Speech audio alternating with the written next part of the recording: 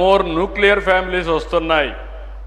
అంటే ఒకప్పుడు నేను ఎప్పుడూ చెప్పేవాడిని, Indian families are best in the world. మీరందరూ ఒకటి గుర్తుపెట్టుకోవాల్సిన అవసరం ఉంది. ఇండియాలో ఫ్యామిలీస్ ఏవైతే ఉన్నాయో జాయింట్ ఫ్యామిలీస్గా ఉండడం, ఒక లెగసీ కింద బాధ్యతలు తీసుకోవడం, ఇల్లు అనేది ఫ్యామిలీ అనేది ఒక social security, financial security, health security, stress buster ఇవన్నీ ఉంటాయి. అదే ఇద్దరే ఉండే ఫ్యామిలీస్, వైఫ్ అండ్ హస్బెండ్ ఉంటే ఇద్దరు బయటపోతే పిల్లల్ని ఎవరు చూసుకోవాలో తెలియకుండా అసలు పిల్లలే వద్దనుకునే పరిస్థితి వస్తూ ఉంది. ఇంకో పక్క దీనివల్ల ఏదైనా చిన్న డిఫరెన్స్ వచ్చినా ఆ డిఫరెన్సెస్తో విడిపోయే పరిస్థితికి వస్తున్నారు. కనీసం మంచి చెడులు చెప్పే అవకాశాలు కూడా కుటుంబాలకు లేకుండా పోయే పరిస్థితి వస్తున్నాయి.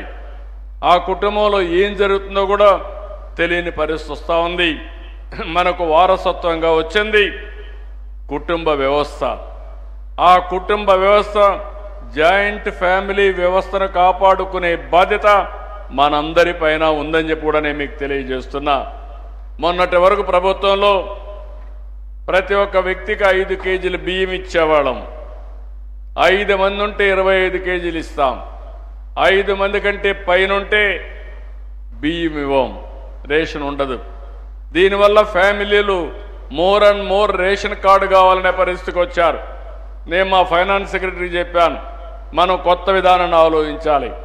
అవసరమైతే 10 మంది ఉండే కుటుంబానికి 10 × 5 50 కేజీలు కాకుండా ఇంకొక 5-10 కేజీలు అదనంగా ఉంటే ఇస్తే అది ఇన్సెంటివ్గా ఉంటుంది. దానివల్ల కుటుంబం కలిసి ఉంటుంది. ఇలాంటి పాలసీస్ మనం తీసుకురావాల్సిన అవసరం ఉంది. ఇప్పుడు ఇల్లు కడుతున్నాం. ఇల్లు కడితే గవర్నమెంట్ సింగిల్ బెడ్రూమ్ ఇస్తున్నాం. ఫ్యామిలీ డివైడ్ అయితే సింగిల్ బెడ్రూమే ఇస్తున్నాం. దానివల్ల వీళ్ళు ఇల్లు కట్టుకోవాలంటే ఫ్యామిలీ డివిజన్ కింద చూపించడం, లేకుంటే విడిపోవడం జరుగుతున్నాయి. అట్లా కాకుండా అలాంటి ఫ్యామిలీస్కి 3-4 ఫ్యామిలీస్ కలిసి ఉంటే ముగ్గురికి ఇచ్చే డబ్బులే కాకుండా ఇంకా అదనంగా డబ్బులు ఇచ్చి మంచి ఇల్లు కట్టిస్తే ఒకే ఇంట్లో ఉండే సాంప్రదాయం వస్తుంది. అలాంటి పాలసీస్ని మనం ప్రోత్సహించాల్సిన బాధ్యత ఉందని చెప్పి కూడా నేను మీకు తెలియజేస్తున్నా. అందుకని ఈరోజు మీరు ఇక్కడ చూసినప్పుడు what can help youth plan for their life and family better అంటే ఫస్ట్ ఇది మీరు చూస్తే counselling and guidance about carrier and family health. రెండోది ఆపర్చునిటీస్. 30% కౌన్సిలింగ్ అంటున్నారు, 45% ఆపర్చునిటీస్ క్రియేట్ చేయాలనే పరిస్థితికి వచ్చారు. అదే సమయంలో ఇంకొక పక్కన మీరు చూస్తే how can the government support seeking women to take care of both work and family అంటే లాంగర్ మెటర్నిటీ లీవ్ కావాలంటే 93, work from home 273, flexible working hours 339.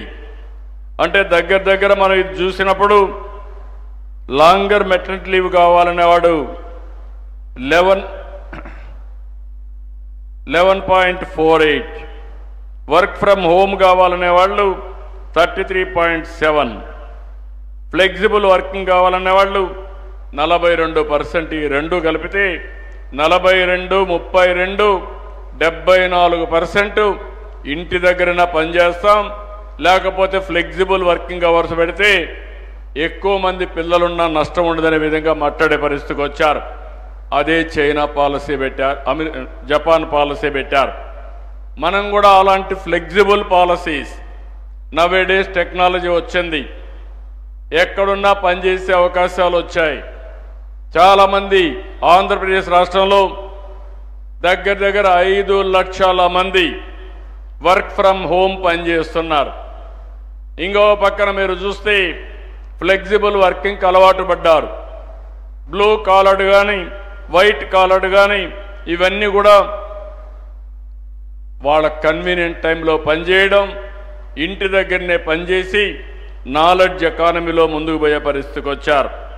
ఇంకో పక్క what kind of government support would encourage people to have more children అంటే ఇందులో కూడా providing financial support and incentives 273, providing financial support మళ్ళా duplication వచ్చింది, availability of quality education 228, రెండు ఒకటే duplication. ఇప్పుడే ఇమ్మన్నాను ఇచ్చారు, దానివల్ల ఇవన్నీ వచ్చాయి. నేనేమంటున్నానంటే ఇప్పుడు బ్రాడ్గా మీరు ఒకసారి ఈ డేటా చూశారు. మనం ఆలోచించేటికన్నిటికీ ఇక్కడుండే 1000 మంది సమాధానాలు ఇచ్చే పరిస్థితి వచ్చారు. It is more accurate.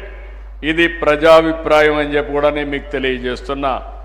ఈ ప్రజాభిప్రాయాన్ని ఒక పాలసీ, డ్రాఫ్ట్ పాలసీగా తీసుకొని దాన్ని మనమందరం ప్రజలకు ప్రవేశపెట్టి వాళ్ళు ఇచ్చే ఒపీనియన్స్ కూడా తీసుకొని రాబోయే రోజుల్లో ఫస్ట్ టైం మీ అందరికీ నేను విజ్ఞప్తి చేస్తున్నా, ఈరోజు ఒక మంచి పాలసీని మనం తీసుకొస్తాం. కంట్రీలో first time one of the best policy తీసుకొచ్చే బాధ్యత ప్రభుత్వ అధినేతగా, ముఖ్యమంత్రిగా నేను తీసుకుంటా.